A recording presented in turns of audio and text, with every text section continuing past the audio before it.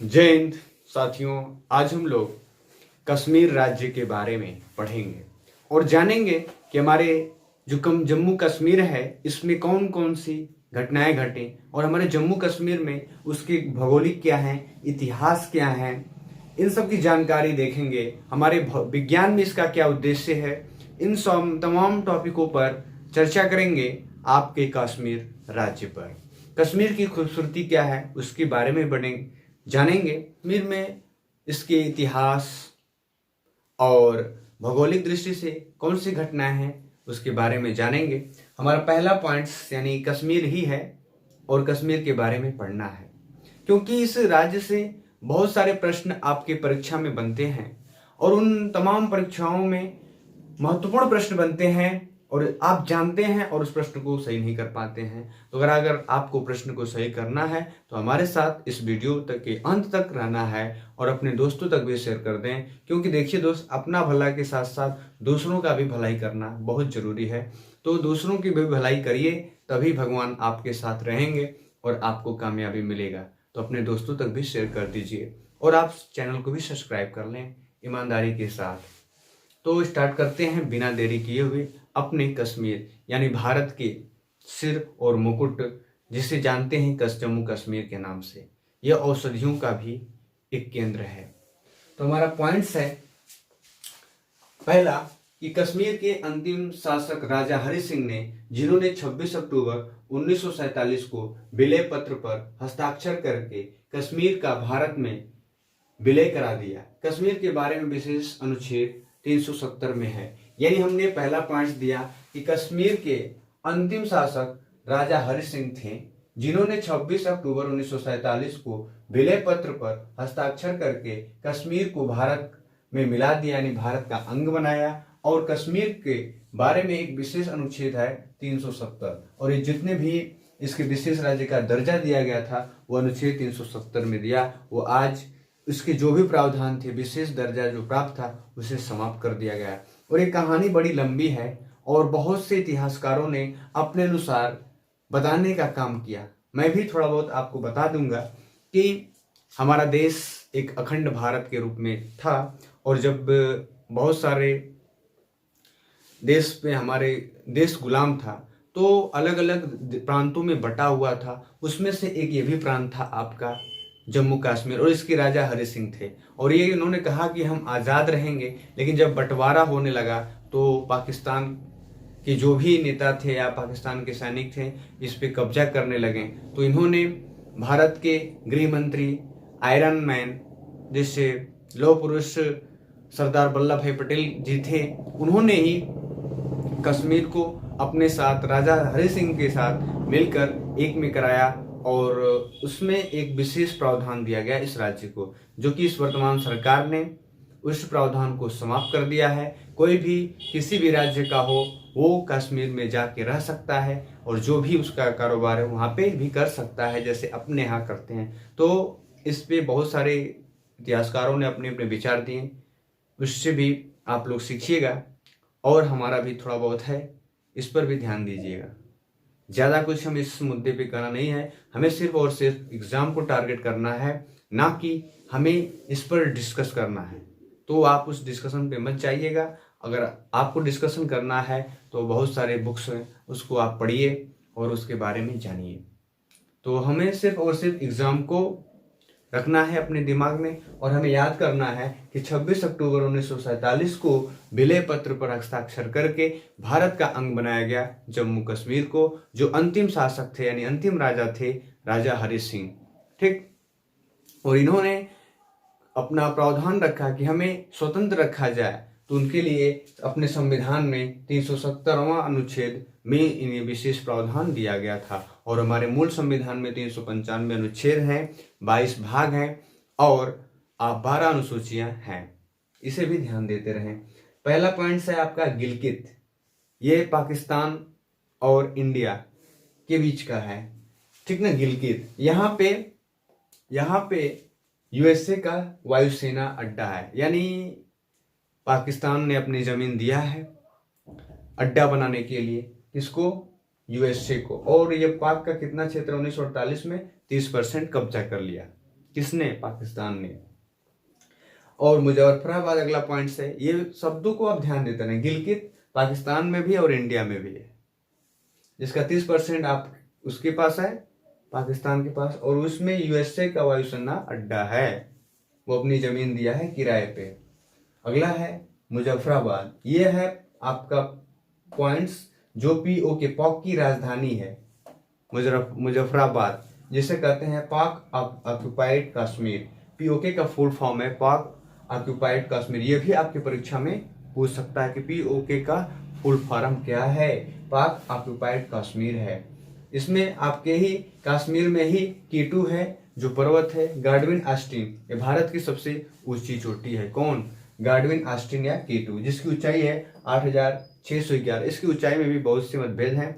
बहुत से विचारक अपने अनुसार भौगोलिक दृष्टि से इसकी हाइट भी दिए हैं। इस पे भी आप विशेष ध्यान न दें, क्योंकि एग्जाम में उतना नहीं पूछा जाता है। इसके नाम को पूछा जाता है कि यह पर्वत या चोटी किस राज्य में है, तो जम्मू कश्मीर में है, और यह भारत की सबसे ऊंची चोटी है, गार्डविन आस्टीन K2। अगला है CPEP का full form, China Pakistan economic corridor नामक हाईवे चाइना को ग्वादर बंदरगाह से जोड़ती है। अब ग्वादर बंदरगाह पूछा जाएगा कि किस राज्य में है, तो जम्मू कश्मीर में है। इन पॉइंट्स को आप अच्छे से दोस्त ध्यान देते हैं कि ग्वादर बंदरगाह कहाँ है, तो जम्मू कश्मीर में है। CPEP का फुल फॉर्म क्या है? चाइना पाकिस्तान इकोनॉमिक कॉरिडोर है। और आपके कश्मीर में ही काराकोरम है, स्थान है जो उच्च मार्ग है, हाईवे है, काराकोरम हाईवे। कहाँ पे? जम्मू कश्मीर में। कारगिल का नाम आप लोग बहुत सुने हैं, एक मूवी भी है एलओसी कारगिल। इन जो भी घटनाएं हुई इसके बारे में हम बता रहे हैं, उन्हीं पे यह मूवी बनाया गया था। यह घटना 1999 में विजय ऑपरेशन के द्वारा पाक को पीछे भगाया गया, और यह किस कारण हुआ था? शिमला समझौता का उल्लंघन किया। किसने किया? पाकिस्तान ने। भारत और पाकिस्तान का शिमला समझौता प्रधानमंत्री अटल बिहारी वाजपेयी के समय हुआ था, और यह घटना 1999 में हुआ। और इसको किस ऑपरेशन के द्वारा हटाया गया? तो विजय ऑपरेशन के द्वारा हटाया गया। यानी विजय ऑपरेशन कहाँ चलाया गया, किस राज्य में चलाया गया? तो जम्मू कश्मीर में चलाया गया। किस कारण? 1999 में शिमला समझौता हुआ, और उस समझौते में गए थे आपके प्रधानमंत्री अटल बिहारी वाजपेयी। तो घटनाएं हुई, और उन्हें किस के द्वारा हटाया गया? तो विजय ऑपरेशन के द्वारा हटाया गया। इसमें याद करने का है आपका 1999 और विजय ऑपरेशन। यह कब हुआ? 1999 में, और इसे किस नाम से जाना जाता है? विजय ऑपरेशन को। और यह क्या है, कौन सा स्थान में हुआ? तो कारगिल में हुआ। अगला है सियाचिन। इससे भी प्रश्न पूछा जाता है कि सियाचिन कहाँ है, लद्दाख कहाँ है? ये सब जम्मू कश्मीर में है। विश्व का सबसे ठंडा व ऊंचा युद्ध का क्षेत्र आपका सियाचिन ग्लेशियर है। वहां पे बर्फ ही बर्फ है, सफेद चादर की तरह। सियाचिन में यानी विश्व का सबसे ठंडा व ऊंचा युद्ध क्षेत्र है, और यह विवादित है किसके बीच? भारत और पाकिस्तान के बीच। भारत और पाकिस्तान के बीच क्या है? विवादित है। 1984 में भी यहाँ ऑपरेशन मेघदूत के द्वारा पाकिस्तानियों को भगाया गया। देखिए, ये जितने भी ठंडे क्षेत्रों में युद्ध वगैरह होते हैं, उसमें दोनों देशों के अपने अपने पलटन अब ठंडी के यानी सर्दियों के मौसम में वापस आ जाते हैं बेस पे। लेकिन ये पाकिस्तान नल्ला कितना भारत के साथ नाइंसाफी करता है। भारत की चौकी के सभी सैनिक वापस आ गए, लेकिन इन्होंने भारत को परेशान करने के लिए, कब्जा करने के लिए वो चौकियों पर वापस पहुंच गया। लेकिन कहते हैं ना कि बड़ा बड़ा ही होता है। फिर इन्हें भगाया गया ऑपरेशन मेघदूत के द्वारा 1984 में। कौन सा ऑपरेशन चलाया गया? ऑपरेशन मेघदूत। कहां पे हुआ? सियाचिन ग्लेशियर में। अगला पॉइंट है आपका लद्दाख, सबसे बड़ा संसदीय क्षेत्र। यहाँ का जो संसदीय क्षेत्र है सबसे बड़ा है, और इसे क्या कहते हैं? इसे लिटिल तिब्बत के नाम से भी जाना जाता है। किसको? लद्दाख को। और यह यहाँ पे एक हवाई अड्डा बनाया गया है, जो लेह का हवाई अड्डा सबसे ऊंचा है। यानी लद्दाख में जो हवाई अड्डा है, और लद्दाख हमारे समुद्र तल से काफी ऊंचाई पे है, तो इस कारण कहा गया कि लेह हवाई अड्डा सबसे ऊंचा है। बारामूला पर्वत या चुंबकीय शक्ति के कारण वायुयान को अपनी ओर खींच लेता है। ये आपके साइंस से प्रश्न बनता है। बारामूला पर्वत या चुंबकीय शक्ति के कारण वायुयान को अपनी ओर खींच लेता है। इसलिए इस क्षेत्र में कोई भी विमान जाता है तो गुरुत्वाकर्षण के द्वारा वहां के जो ग्रेविटी है उससे उस विमान को पर्वत अपने तरफ खींच लेता है और वह विमान दुर्घटनाग्रस्त होते हैं। ऐसी बहुत सारे ऐसी घटनाएं हो चुकी हैं, इसलिए इसको भी याद करते रहिए। और नोट्स है, यह भी ध्यान दीजिए कि अटलांटिक महासागर का बरमूडा त्रिभुज गुरुत्वाकर्षण के कारण जहाजों को खींचता है, जबकि अंतरिक्ष का ब्लैक होल उच्च घनत्व के कारण प्रकाश को भी गुजरने नहीं देता है। अटलांटिक महासागर का जो बरमूडा त्रिभुज है वो गुरुत्वाकर्षण के कारण जहाजों को खींचता है, लेकिन जब अंतरिक्ष का एक ब्लैक होल है उसका इतना उच्च घनत्व है कि वो प्रकाश को भी गुजरने नहीं देता है, नहीं वहां से प्रकाश भी नहीं गुजर पाती है, उसके अंदर इतना ग्रेविटी है। गुलमर्ग, पहले इसमें हमने बहुत सारे पॉइंट्स बताए हैं। पहला है कि 26 अक्टूबर 1947 को राजा हरि सिंह ने विलय पत्र पर हस्ताक्षर करके भारत का अंग बनाया जम्मू कश्मीर को। अगला पॉइंट्स है कि जो कश्मीर को लिए विशेष राज्य का दर्जा दिया गया तो अनुच्छेद है आपका 370। अगला है गिलगित में पाक ऑक्युपाइड क्षेत्र है, पाक ऑक्युपाइड कश्मीर है, जो इसका 30% भाग पाकिस्तान के पास है और वहां पे यानी गिलगित में ही यूएसए ने एक अपना हवाई अड्डा बनाया है।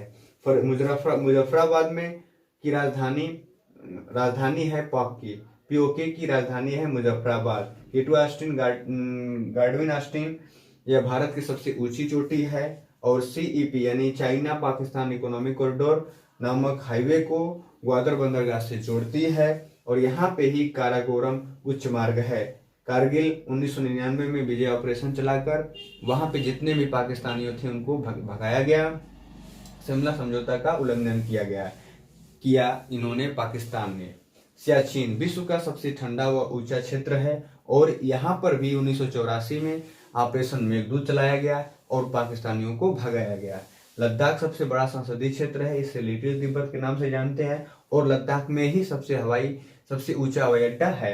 बारामूला पर्वत या चुंबकीय क्षेत्र के कारण वायुयान को अपनी ओर खींच लेता है। ये भी पॉइंट्स है आप परीक्षा। नेक्स्ट है हमारा गुलमर्ग, पर्यटन स्थल तथा उच्च अक्षांश अनुसंधान केंद्र है, जबकि गुलबर्गा कर्नाटक में है। देखिए गुलबर्गा जो स्थान है यह स्थान आपका कर्नाटक में है, लेकिन जो गुलमर्ग है आपका कहाँ पे है, कश्मीर में है। ये पॉइंट ध्यान दें कि गुलबर्गा अगर पूछेगा तो कर्नाटक में और गुलमर्ग पूछेगा तो जम्मू कश्मीर में। अब गुलमर्ग की क्या खासियत है, पर्यटन स्थल है। क्या है गुलमर्ग आपका पर्यटन स्थल, पर्यटन मतलब जो भी टूरिस्ट वगैरह है वहां पे घूमने जाते हैं। कहाँ पे, गुलमर्ग में। और यह मूवी का जिक्र हुआ है गुलमर्ग, आपके माँ तुझे सलाम सनी देओल की मूवी है, अगर आप नहीं देखे हैं तो देख लीजिएगा। उसमें ये गुलमर्ग स्थान है, वहां पे लोग टूरिस्ट घूमने जाते हैं और वहां पे उच्च अक्षांश अनुसंधान केंद्र है। उच्च अक्षांश अनुसंधान ये भी परीक्षा में पूछा जाता है। अब बात करते हैं श्रीनगर की। श्रीनगर की स्थापना राजा अशोक ने करवाया था। कौन करवाया था, अशोक ने करवाया था। और यह ग्रीष्म काल में यानी गर्मी के दिन में जम्मू और कश्मीर की क्या होती है, राजधानी होती है श्रीनगर। और यह कब तक होती है, मार्च से अक्टूबर तक श्रीनगर जम्मू और कश्मीर की राजधानी है या होती है। अगला है आपका अमरनाथ। अमरनाथ टूरिस्टों के लिए जाने का स्थान है और यह धार्मिक स्थान है।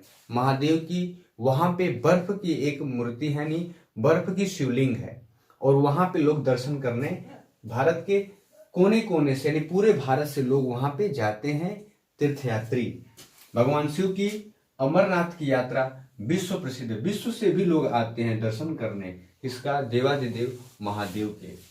वैष्णो माता का भी मंदिर आपके जम्मू कश्मीर में है, कटरा में है, वहां पे भी लोग जाते हैं दर्शन करने के लिए।